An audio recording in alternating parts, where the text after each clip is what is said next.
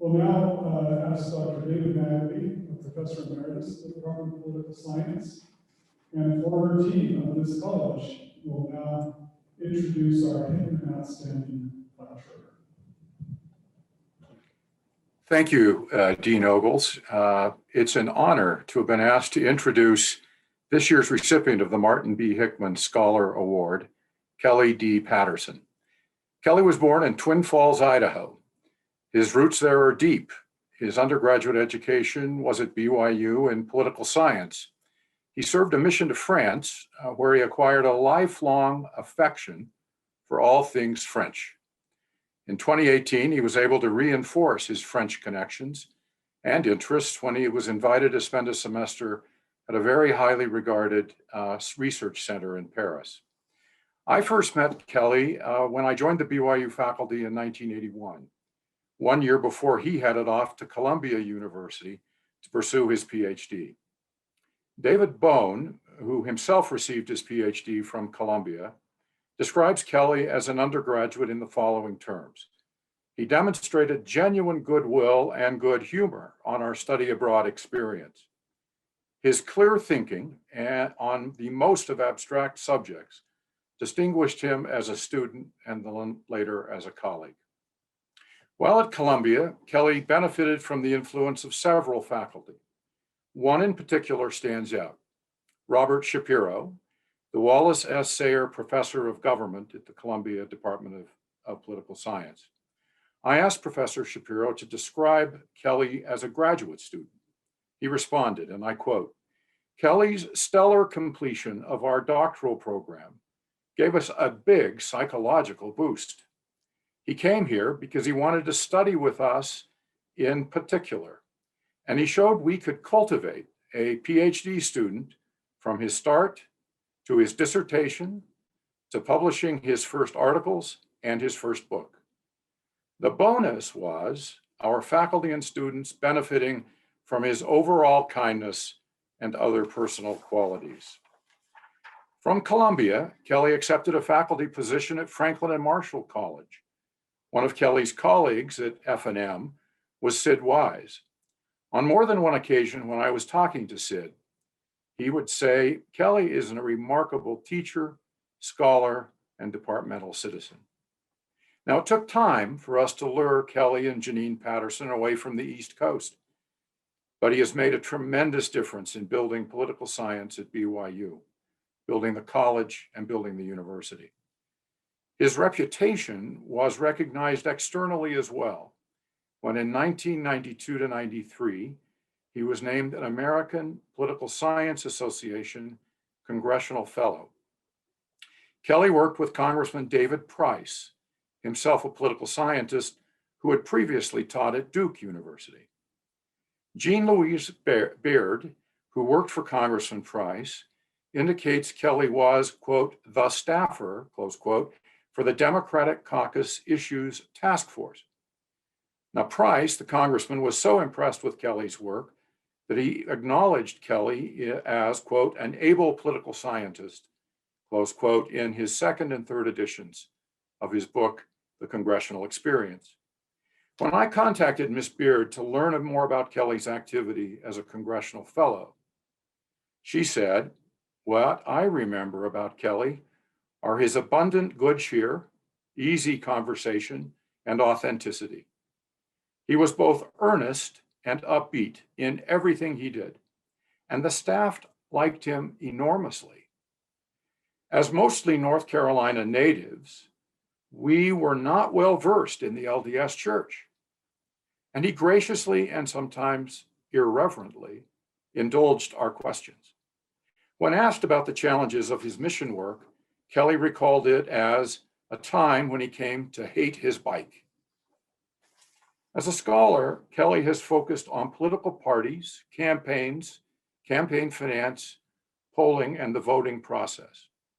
His book, Political Parties and the Maintenance of Liberal Democracy, was published by Columbia University Press.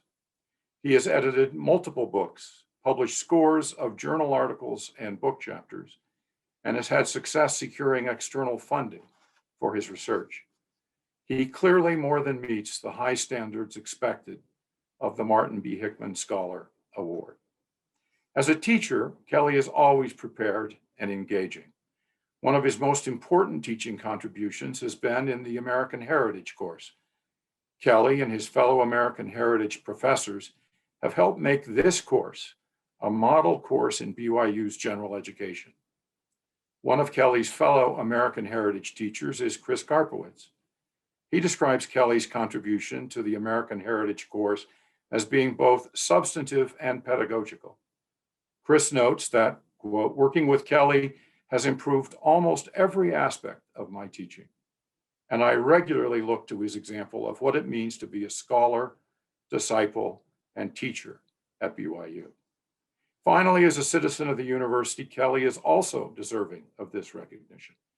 Only a year after being promoted to associate professor and receiving tenure, Kelly became the chair of the political science department. This was a time when our department was in transition, working to reinforce professional norms and standards.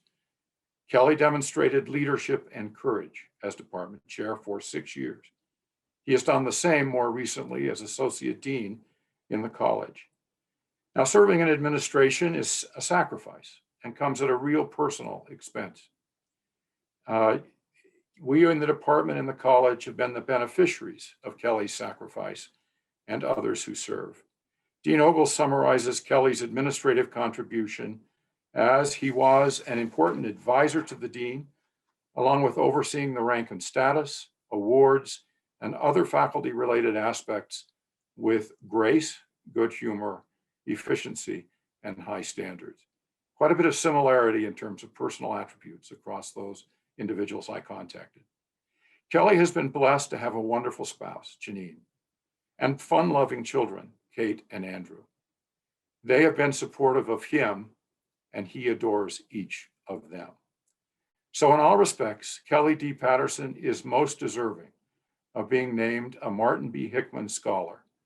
Now we have the privilege of hearing his lecture. Kelly?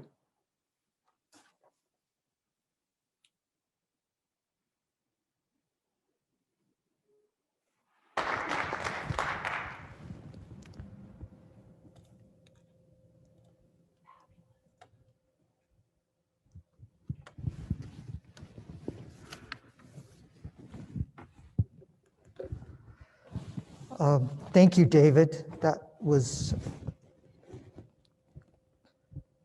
kind and charitable and overwhelming. It's maybe a sign of old age when you hear all these people from the 80s and 90s talking about you, I guess. But it's a real honor to have been introduced by such a wonderful person as David. He and I, over the years, have had a spirited, I'll take off the mask. He and I have had a spirited competition over the years about bow ties. I felt like the Soviet Union during the Cold War being spent into oblivion by David's bow tie purchases. I just couldn't keep up. It's a bit like Ronald Reagan securing the victory over his old nemesis, the Soviet Union. I would like to welcome you here today, especially the American Heritage students who are maybe tuning in. You should recognize some of the themes from American Heritage in today's lecture. I would also like to welcome my colleagues from the college and from my department. It has been a privilege to be your colleague. It is a significant honor to be asked to deliver the Martin B. Hickman Lecture. It is a pleasure to have members of the Hickman family joining us today to celebrate him. He was the dean of the college when I was an undergraduate student, as you've heard. I met him many times and felt his care, love, and concern for me. When you looked into Dean Hickman's eyes, you saw wit, intelligence, and compassion. It was the compassion that stayed with you and set an example that all subsequent deans have followed. We have seen that compassion for students and others in the eyes of Deans Pope, Magleby, and Ogles. In this way, Dean Hickman's influence continues to flow pleasantly, humbly, and steadily through the activities of this college. We gather together today to remind ourselves of this influence and to celebrate the way in which his life has touched generations of students and scholars. Before we get started, I would like to thank a few people. I would like to thank Dean Ogles and Associate Dean Laura Padilla-Walker for giving me this opportunity. They didn't have to, I know that. There's so many deserving in this college. I would also like to thank the college and the Department of Political Science for the funds to support this research. It was not cheap. I would like to thank my colleagues and co-author, Professor Chris Karpowitz.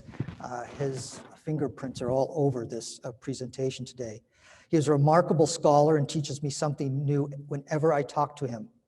I would also like to thank our research assistant, Ethan Meldrum. We have asked a lot of him over the last few years, and he has risen to every challenge. Finally, I would like to thank my family, and especially my wife, Janine. All of the members of my family have endured too many days of me wandering around the house, bumping into things, while puzzling over the empirical and philosophical meanings of individualism. Today, I would like to present something that Professor Karpowitz and I have been working on for years, and is part of a larger book project on individualism. We've spent countless hours refining the measures, we've conducted multiple surveys, and we've presented the research in multiple academic venues.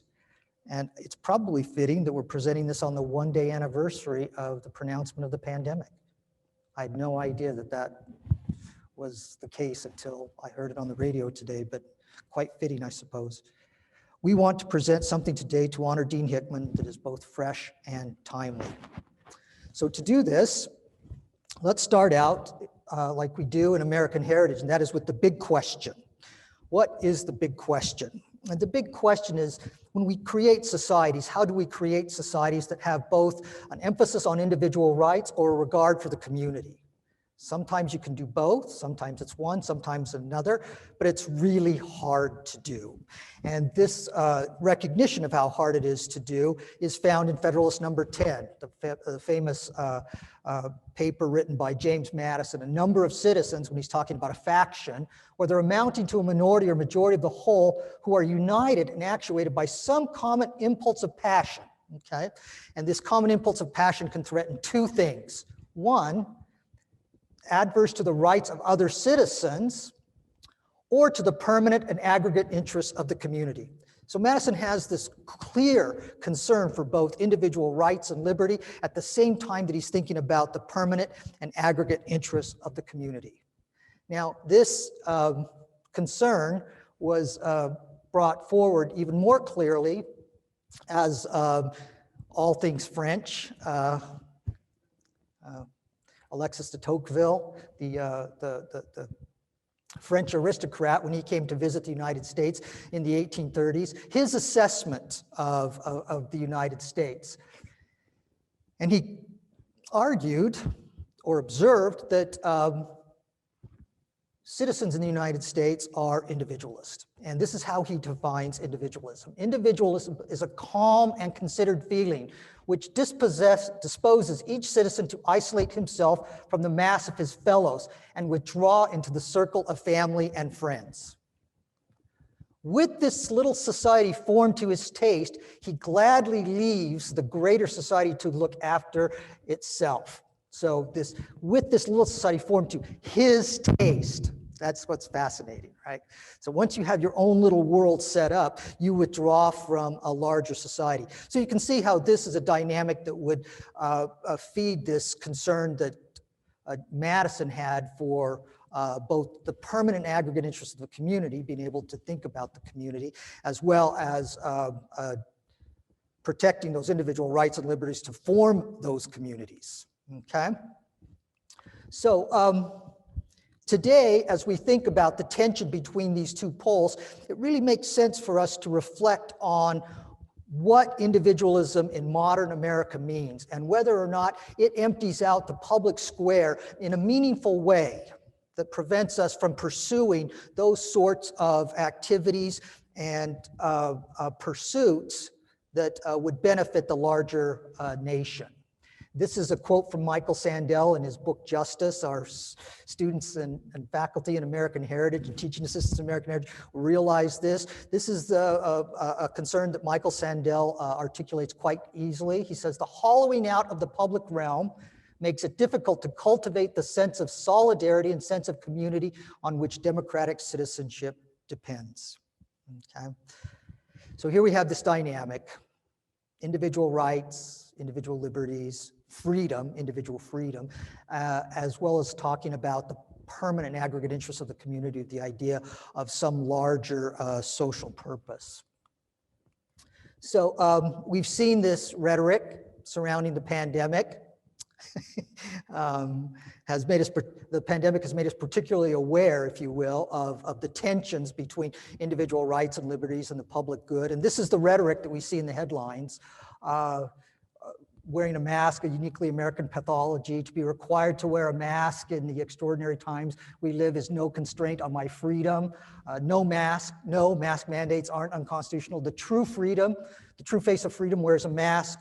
America is drunk on a warped idea of freedom, and now it's killing people.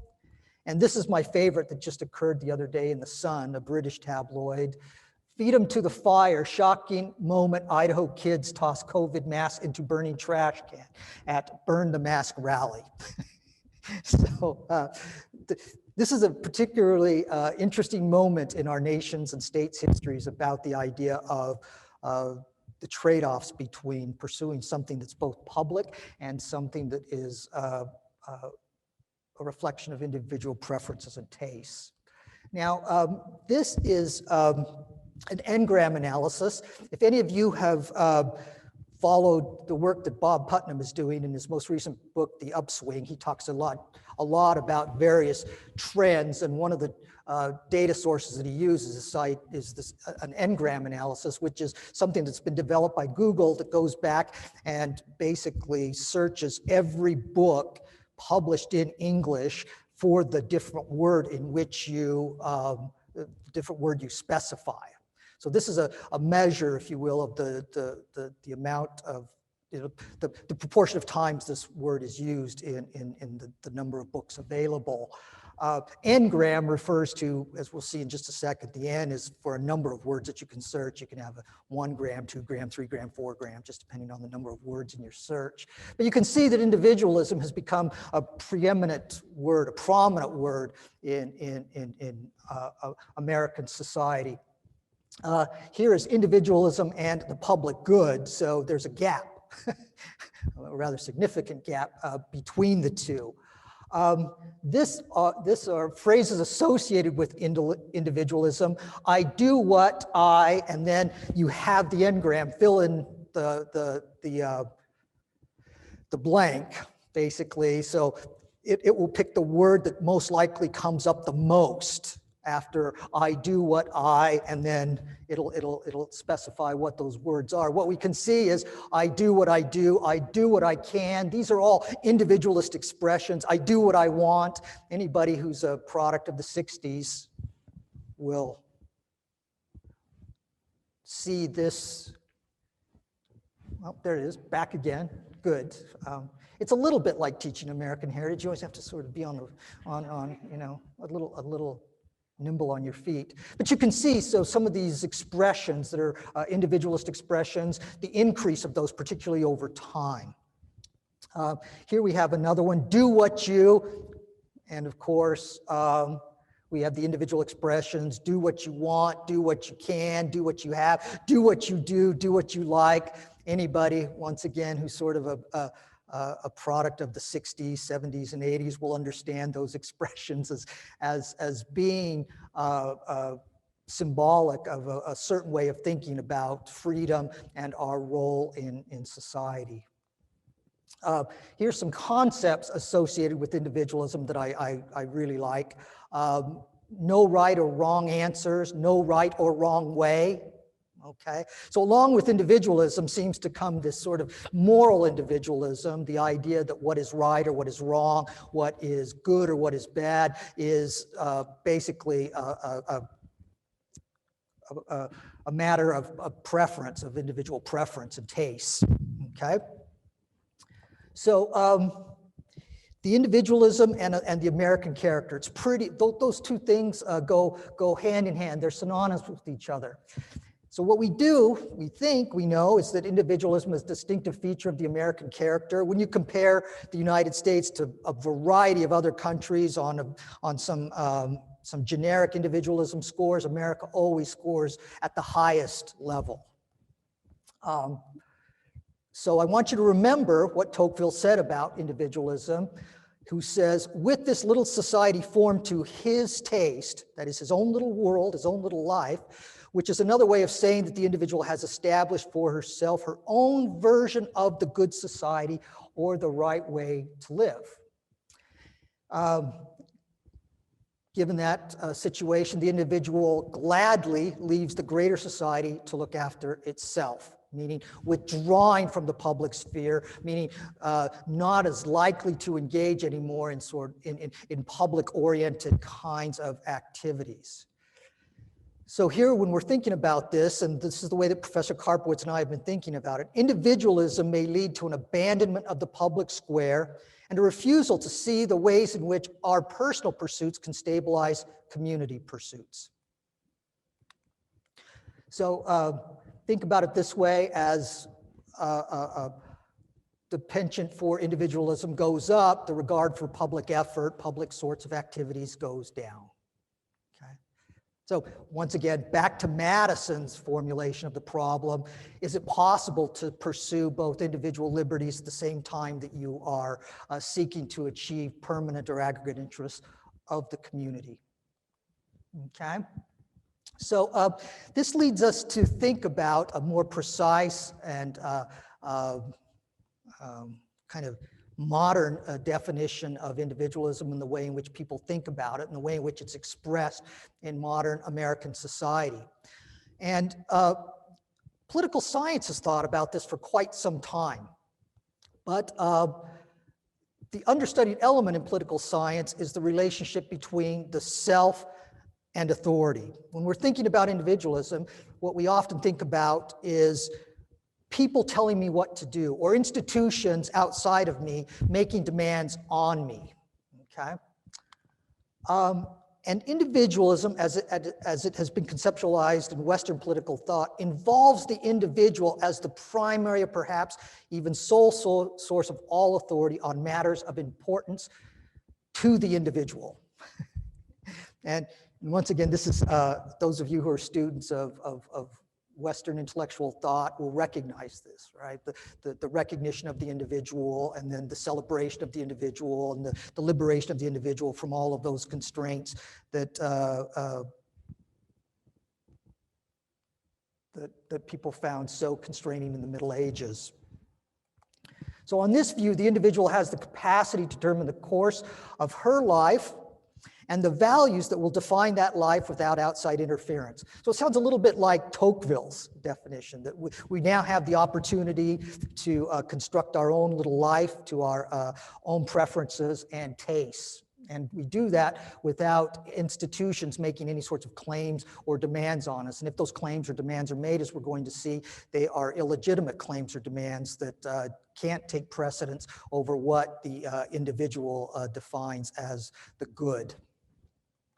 So often in, at least in sort of current ways of thinking in some forms of Western political thought, this is the term often attributed to this outlook or this form of individualism is called self-authorization. And we'll talk more about this self-authorization in a moment and what its implications are, okay? Now, as I hope I've made the case for, political science should be really interested in this concept of individualism. It should have all kinds of impacts for the way in which we think about political activities and government enterprises and the idea of the public square, what citizenship means, and all these different things. And yet, when we're thinking about these different values, like welfare, equality, liberty, and individualism, it's interesting that individualism in the political science has been measured in a distinctly economic way. Mainly,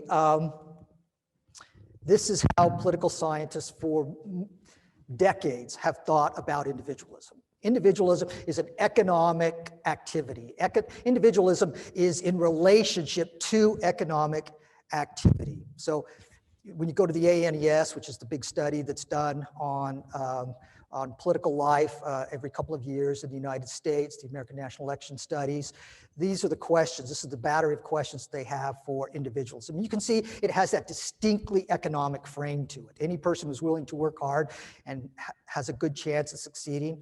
And there's good reasons why this is the case. I mean, America is a capitalist nation. America is a market, has a market economy, and market thinking pervades a great deal of the way in which we think about ourselves and our relationship to others. So it makes some kind of sense that they would settle on this set of questions to form the scale that measures just how individualistic someone is. But there are dimensions of individualism beyond the economic arena. And I've tried to allude to those today when Tocqueville is talking about individualism, this idea of tastes and preferences become really important. And he's not talking necessarily about tastes and preferences in some sort of economic way either. He's talking about how to live the good life.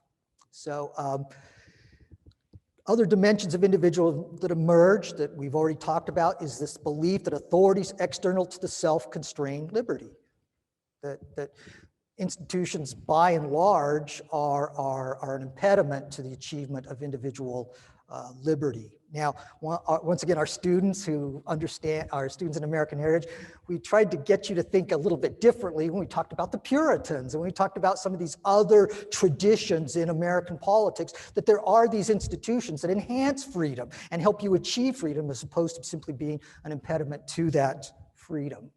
And the second dimension is the belief that only moral choices that are self-authorized are legitimate. Somebody else telling you what is right or wrong is good advice, but it has no sort of epistemic claim on you. Right? The ultimate decision maker when it comes to thinking about what the good or the bad is, it comes down to some sort of individualist preference or preference by the individual. Okay, so Chris and I set out to create a measure of moral individualism, thinking that this was an understudied subject and the economic frame that had been used in political science wasn't adequate to explain all sorts of political activities and behaviors that we were seeing. And so we set out to create this measure of moral individualism. And I'm going to present data today from 2 nationally representative samples of residents of the United States. These surveys were conducted by YouGov, a wonderful survey operation run by a couple of great scholars that we know. We did the first survey in August of 2018, and those of you paying attention will know that that's pre-pandemic. 2018 seems like such a great, nostalgic time now.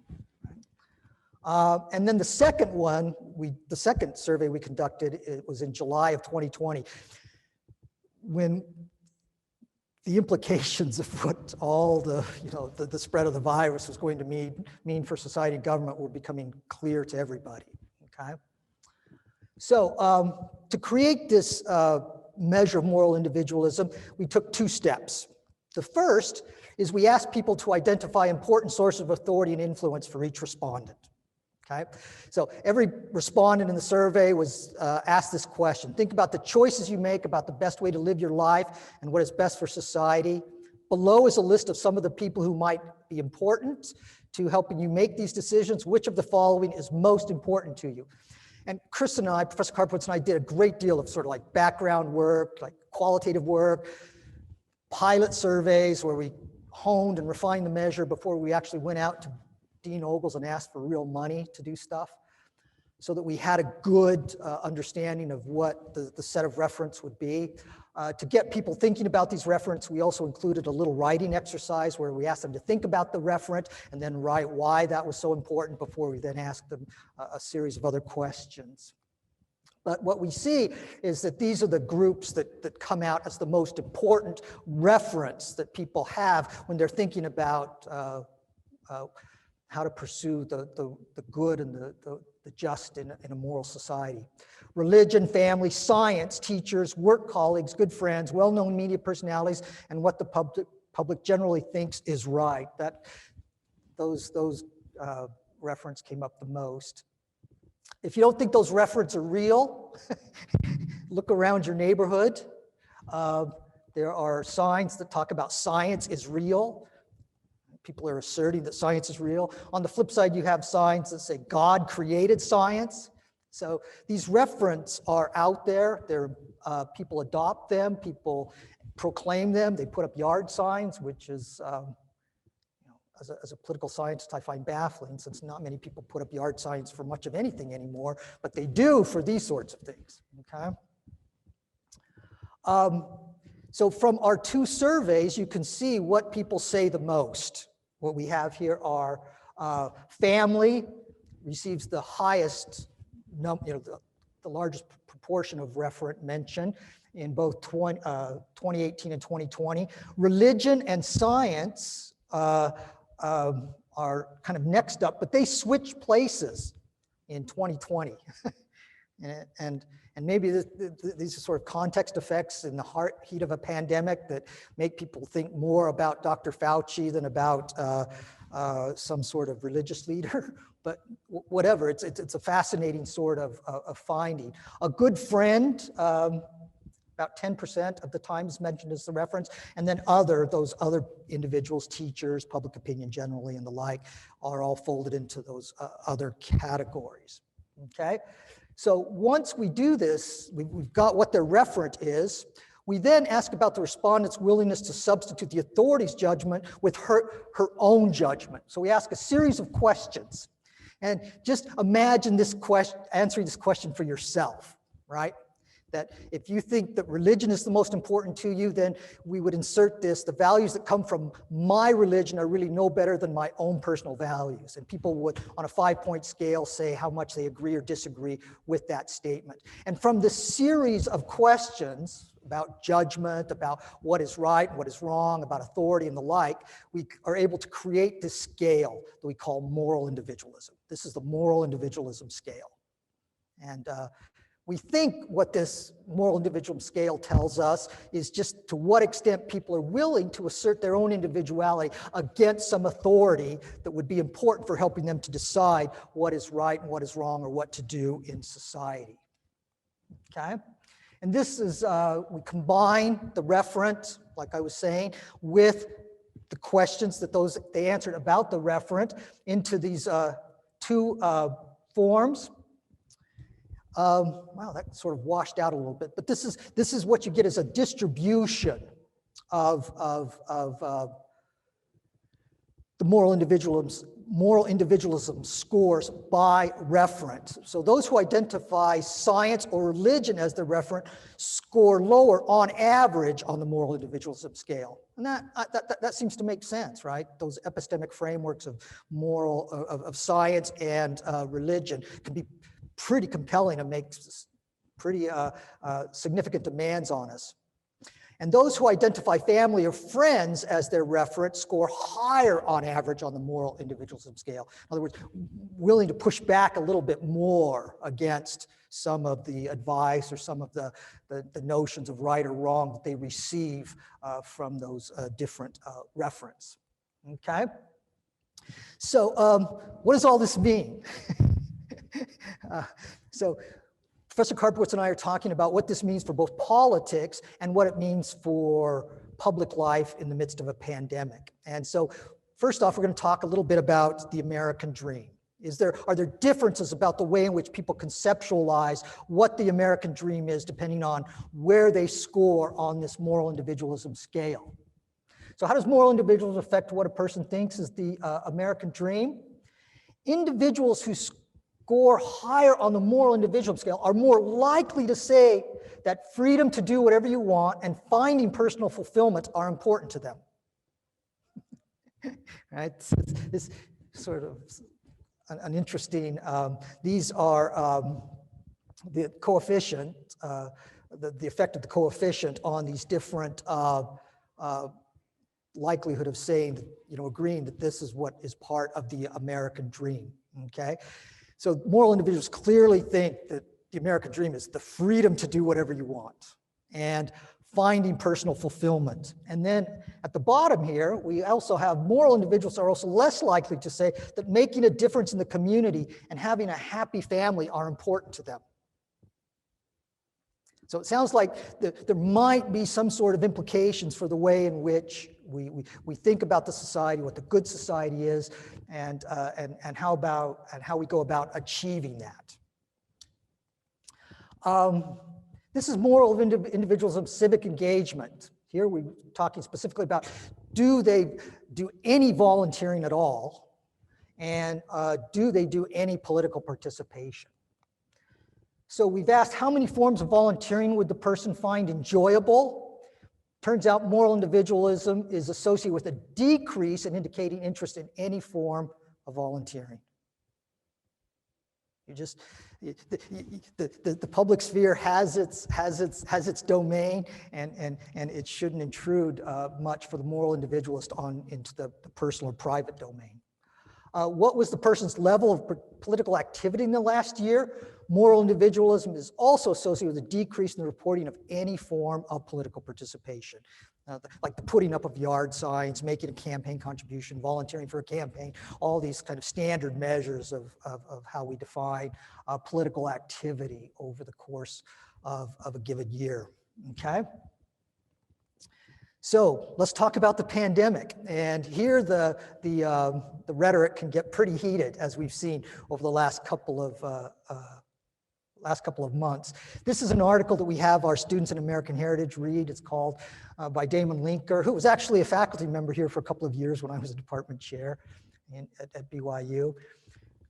And he wrote an article entitled "American Individualism is a Suicide Pact." And he says, but underlying all of these sources of opposition to public health measures is a deeper cause that intertwines with and underlies all of them, at least in part, and that is the old-fashioned pig-headed individualism of the American people.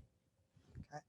Now, what I think he means by this pig-headed individualism of the American people, we think is this moral individualism. That on a variety of these pandemic measures, moral individualism turns out to be a much better predictor of behavior than, say, economic individualism or some of the other measures of individualism that we're testing against these in these models, okay?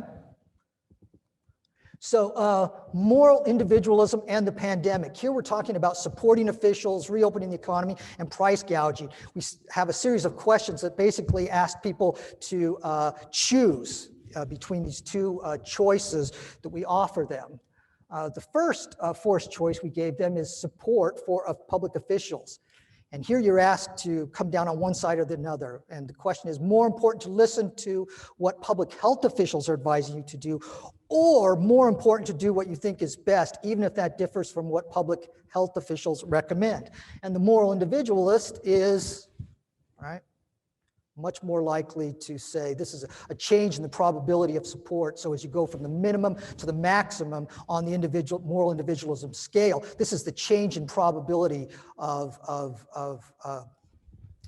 going along with what public health officials recommend. And it's 30 points. It's a 30-point change in probability, which is, I don't know, for social science, that's kind of a big thing. But so, reopening the economy. We talked a lot about reopening the economy and the trade-offs in reopening the economy, so we tested that one directly. Reopen the economy as soon as possible, even if more people will get sick, or continue to stay home for as long as necessary, even if the economy suffers. And there, once again, moral individuals they're okay with opening up the economy. There's a higher you score on that moral individualism scale. And then we have these economic colleagues that we love dearly in the Department of Economics, and we always talk about the various ways of looking at the world, and economists will tell you that, price gouging is often works because of the different ways in which it can ramp up production. So we asked about price gouging. And it says, charge higher prices because it will make the shortage go away sooner, sort of a market solution to the problem, or do not charge higher prices because it makes it hard for ordinary people. And there, the moral individualist is much more sympathetic with the idea of price gouging. So we want to ask a couple of, we also kind of like wanted to put people in sort of a scenario in which they're kind of forced to make choices or asked to make choices about how they might contribute to alleviating some of the worst effects of the pandemic. So one question we asked them is, there's a drive going on now to help the homeless in the area. How likely would you be to go out of your way to buy materials to contribute to the homeless, to this drive to help the homeless? And what we see is that under the homeless donation, right, those people who are higher on the moral individualism scale, it's actually negative related to wanting to contribute. Here we ask them to think about, they have 10 bottles of hand sanitizer and they're asked to donate. How many of those 10 bottles would they donate? Higher on the moral individualism scale correlates with lower amounts of donation of hand sanitizer. And then donate masks. A person has 10 N95 masks. How many would they be likely to donate? And of course, those people who score higher on the moral individualism scale are always more likely to donate fewer, contribute fewer masks to the effort, as shown by these. And I also want to say, I put up these other columns. Chris and I did the ideology and the partisanship, because people often say, well, you haven't controlled for ideology, you haven't controlled for partisanship, and we've controlled for ideology and partisanship for a whole host of other measures. And what we see is that it's just not about ideology, and it's just not about partisanship. That this idea of moral individualism transcends ideology, transcends partisanship, and it seems to be an active factor in the ways in which a significant group of Americans view the world. All right, so here are reported actions during the pandemic. And these are self-reports of having engaged in efforts to help alleviate some of the effects of this by the change in probability of doing this action. So worn a mask in public. The moral individualist is less likely to have reported wearing a mask in public as part of their behavior during the pandemic. Reaching out to neighbors who may need help, also less likely to do that. Helping family who do not live nearby, less likely to do that. Donated time to help others who are high risk, still less likely to do that. Okay, and all of these, once again, effects are robust across a variety of specifications and show very different patterns than even ideology and partisanship do. Okay.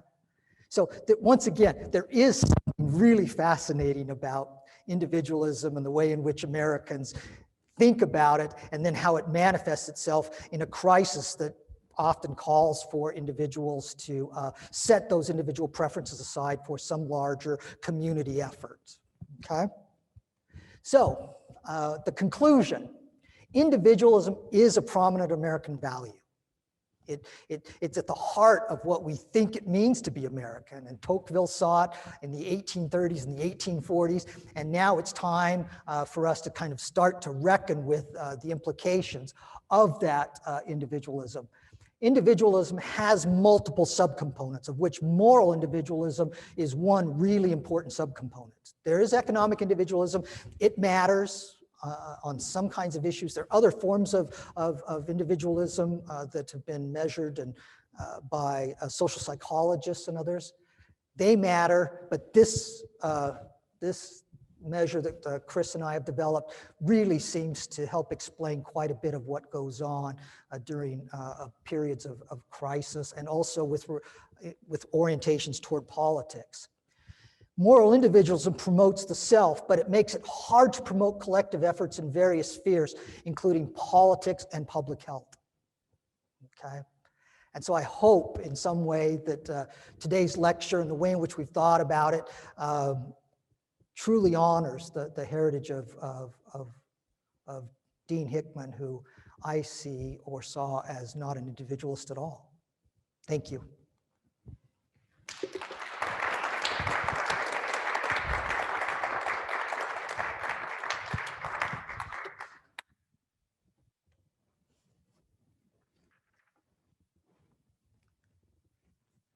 Where would you like me?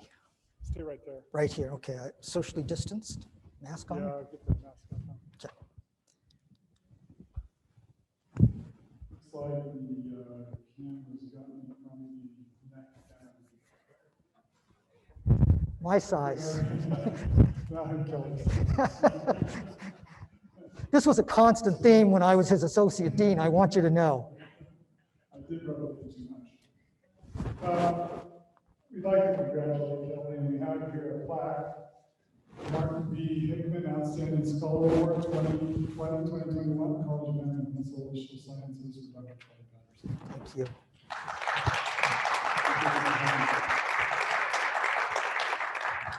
I'd like to take some questions, but we don't really have time. We know that there's a class that comes into this room because of the pandemic. We want to be mindful of that. So we'll end here with a prayer by T.J. Kennedy, who's also